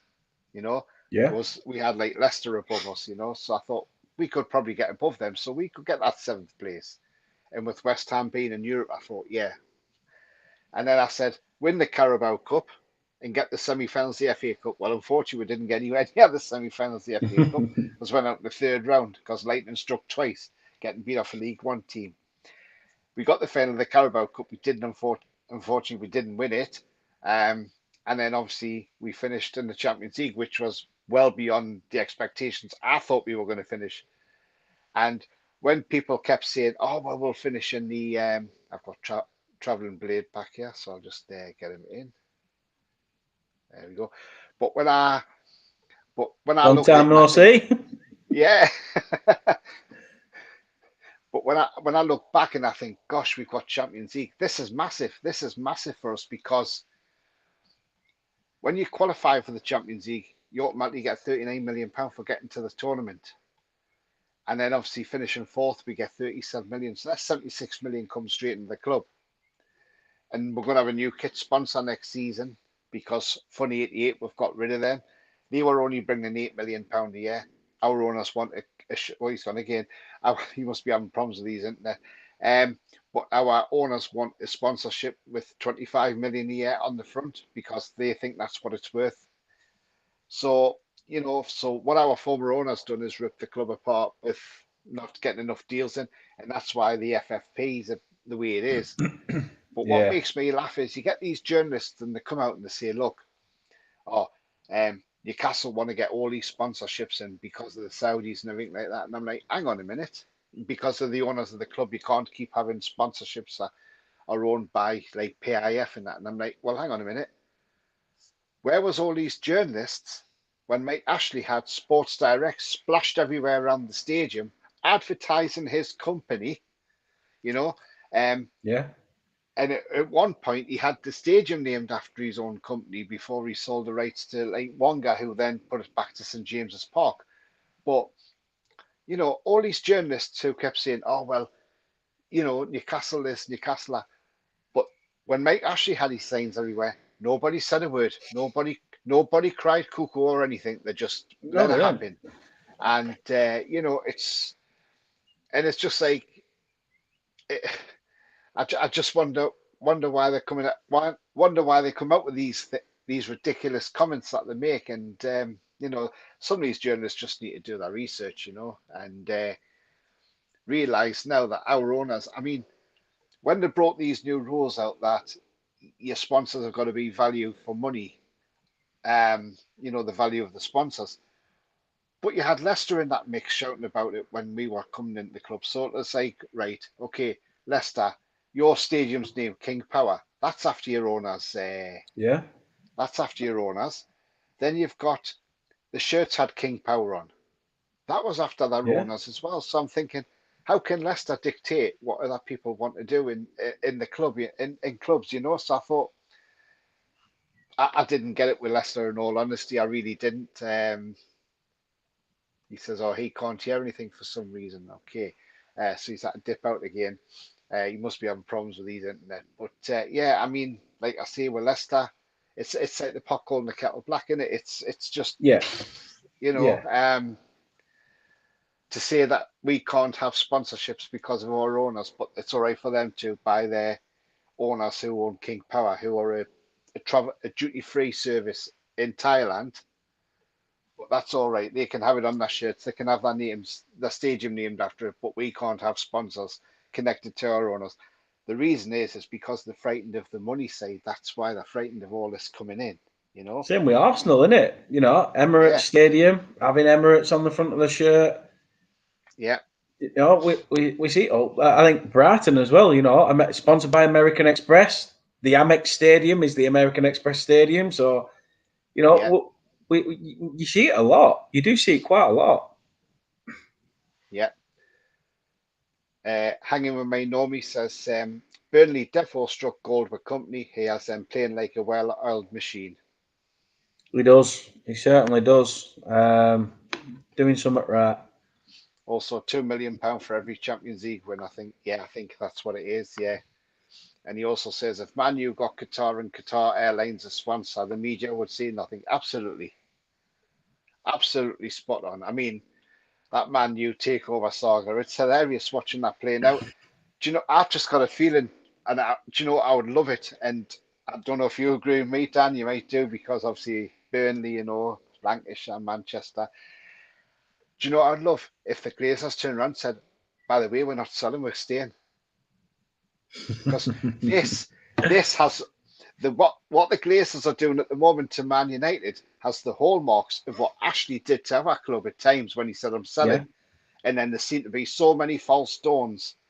This time round he did sell and he went, but that but before then we had so many false dawns of when the club was going to be sold. And I just love it if the Glazers just said, you know what, we're not selling, we're staying. I think that'd be absolutely funny, wouldn't it? Oh, it'd be hilarious. Especially the thing is, I don't get the Glazers at all. They've gone into that club with no real intention of trying to build Manchester United. All they've done is spend more money that they didn't have, and now they're trying to ask for that money back that wasn't theirs in the first place for losses. What losses? You've not made any losses. You've took money out of Manchester United, which, to be honest, is not a football club anymore. It's a franchise. It's about selling shirts. They bring one big player in. It sells the name on the back. That's it. You know, Manchester United has lost all its principles. It's it's gone completely downhill. Yes, okay, in terms of the football this season, okay, yeah, they've qualified for whatever, but still, Manchester United for me is not the Manchester United that a lot of people, around the world. If you said Premier League, Manchester United's one of the first names that will come out of somebody's mouth. So Yeah. But that's because now it's built as a franchise. It's about selling the next big name on a shirt. It's not so much about that team togetherness there anymore. And it would be absolutely hilarious to see that club falter a little bit. And then hanging with my normie says, be funny if Jim Ratcliffe rolls up and runs Man U like he has done with Nice. Yeah, absolutely. But yeah, we'll definitely find out. And before we're going to wrap up, I mean, I'm going to ask Dan. I mean, so what is your predictions for next season? I mean, where do you expect Burnley to finish? And what sort of season do you think you'll have? Like I said earlier, I want us to make Turf Moor hell for teams that come. I want us to be competitive, still have that edge about us, go forward, be attacking and be aggressive. Don't sit back and be that defensive team that we once was, which I don't think we will be now. We'll try and take the game to teams. Company wants more, but from a fan perspective, safety in that first season back would be brilliant. Company is telling players left, right, and centre on the phone. He's already said, when I've been talking to players, I'm not telling them that they're joining a club that's going to finish 17th and see that as success. I'm telling them that last season you'd have joined Leicester, you'd have joined Leeds. So why would you not join Burnley? And he wants us to be chasing Europe. That's what he wants us to be chasing. And why not? Like you said, we've seen Brighton, Villa, Brentford on the cusp, West Ham in the final of a European competition. West Ham and Villa playing claret and blue, so why can't a third team in claret and blue compete up there as well? Who knows? Time will tell. I'd snap your hand off this first season for 17th. Anything other than that, I'll be as happy as a pig in shit. But we will see. I predicted us to finish 8th in the Championship. So to be real, anything from 17th and above is a bonus this first year round, and then see where we go from there and kick on. Yeah, that sounds fair enough. I mean, yeah, that's where everybody wants to be, really, 17th place where Everton finished this season. So that's where you want to be. Even optimistic, I want to say top half. Optimistic, I want to say, we're in that top half, mid-table, flirting around there. But I want to be real about it as well. And, yes, we've got, we're going to bring in players and company, Burnley, Premier League. Yeah, I'm all above it. I'm all aboard it. I want that. So, yeah, head says go for it. Top half finish. Let's try and push as far as we can. But heart said, look, be real here. Stay up this year and then really kick on.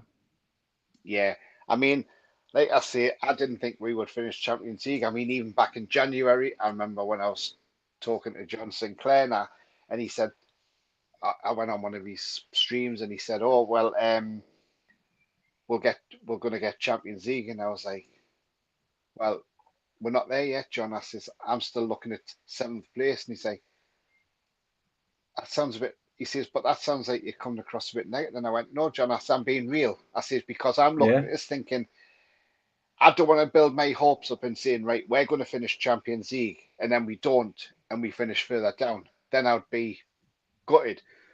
So I says, why I'm saying, I still say, if we finish 7th, I'll still be happy because we've got European football. And I said, it's not me being negative. It's just the fact is, I'm just keeping it real. If we finish in the Champions League, I says, I'll be bloody ecstatic. I says, but I don't want to build my own hopes up and say, yes, we'll finish Champions League, and then we don't end up in the Champions League. And then I'm going to be left disappointed in myself. So if I keep thinking to myself, well, if we finish 7th, that's great. That's progress. We've got European competition, If we finish any higher, great. It's a bonus. But if we don't, at least if we finish 7th, that's my prediction. And that's what. And obviously, when it got closer and closer towards Champions League, it was like, yeah, it's Champions League now. We can see it. But at the time, I just wanted to try and keep it realistic and keep my own hopes realistic. Like I say, I didn't want to end up letting myself down, So I wasn't coming across negative to anybody. It was just more the fact I was just trying to keep myself real. And then if it happened, it happened, which it did happen. And like I say, absolutely fantastic. So I mean, if you set your bar low, anything above that is a bonus. I mean, I couldn't get any lower. I'm a Burnley fan, so it is what it is. You've got to be real to it, otherwise. Because I found that, when we achieved Europe under Dash, a lot of people thought the season after we could do it again. Well, no. Look at Leicester now. They've won FA Cups, they've won the league, and now they're playing back in the Championship. Yeah. Do not bite the hand that feeds you. Take what you can get. And 17th and above, like I said, first time round of being back up, snap your hand off now. Yeah, absolutely, Dan. Lee says, been a great show tonight, Tony. Burnley 15th in the Premier League. Cheers, Lee. There we are, Lee. It definitely would do me. Definitely would. Yeah. I mean, obviously, when we play Burnley, I hope to get you on for the match previews. Yeah, definitely. Yeah. And if you want me on yours, I'll happily come on, Dan. That's not a problem, mate. So just of course, mate. But before we go, do you want to let people know where they can find you on your socials and give your channel a plug as well? Because Dan has a great channel, by the way, guys. And if you haven't subscribed, go and hit a subscribe for Dan as well. No, I appreciate it. Thanks for having me, mate. I've enjoyed it. No worries. You can check me out here, Turf Morehouse TV. You can check us out on YouTube, Facebook, Instagram, Twitter. Usually Twitter and YouTube is the main ones, but yeah, please do show your support. And I know you're obviously Newcastle fans, but we've not played each other in years until the second time we came up, and I remember that New Year's Day drawing 3-3. That was some game of that. But yeah, it's been a great show. Please do show your support, as I say, and just look forward to chatting to you all again. And thanks for having me. Yeah, oh, pleasure, Dan. Absolute pleasure. And like I say, look forward to when we have the previews as well. Should be great fun as well. Definitely. As I say, yeah, it's definitely welcome back to the Premier League. See that logo again. The badge is changing, I think, next year. I think it's just going to be the lion, isn't it, rather than having Premier League under it. So yeah, I noticed it on the. I think when Palace showed their new kit, and it showed like that, just a lion on one of the sleeves. Yeah. So I thought, oh, that's. I do find it funny how Arsenal have gone gold on the side with a gold badge, thinking they were going to have a gold lion. Brilliant, isn't it? You've got to laugh. You've got to laugh. Oh, you've got to with Arsenal, haven't you? Definitely. But guys, if you have liked what you see, then please smash the like. It does help the channel to search results. Also, if you are brand new to the channel, and hit the subscribe. Come and join this amazing community. And also the bell notification tells you when I'm live, have a pre-record, or any upcoming shows. And as you know, you can find me on Twitter at TonyTooney31, so follow me there. Same on Twitch and on Facebook. It's all Black and White TV. If you just click the join button, and I will bring you straight into the group as well there. So yeah, I mean, it's not just Newcastle fans I've got on my channel that have subscribed to my channel. I've got West Ham fans. I think I've got Man United fans. I've got Liverpool, Tottenham. So I've got a range of all sorts. I mean, I've had my youngest podcaster on, who was 14 years of age, and he's absolutely brilliant. He's a Spurs fan. So if you ever want him for a preview, he'd be absolutely brilliant, Dan. His name's Harry Scarf. He's a top guy. And I mean, 14-year-old knows his stuff. Yeah, really knows his stuff. Great lad, and yeah, absolutely brilliant.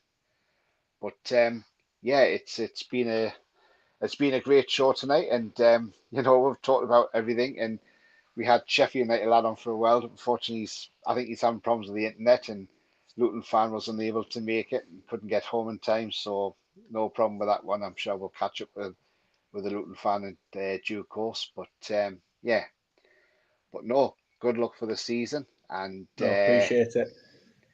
You too as yeah, well. Enjoy the Champions League. Oh, I'm sure we will. Do you know what? I looked at that and I thought, if we do well in the Champions League, see if we get a nice group, even if we come third as one of the best third places, you drop into the Europa League, so you're not out of Europe. So you've got a Europa League to drop into if you're one of the best third place teams. So it's not all doom and gloom if we don't get through the group in the Champions League, because we could end up being one of the best third place teams and drop into the. But then it's not to say you don't get a nice group where you could say, oh, hang on a minute, this is quite winnable, this. So, you know, you never know. You never know. You do. You never know. Exactly. But thank you for watching, guys. Been great tonight. And remember, the future's bright. The future's definitely black and white. And I will see you later. So it's away the lads.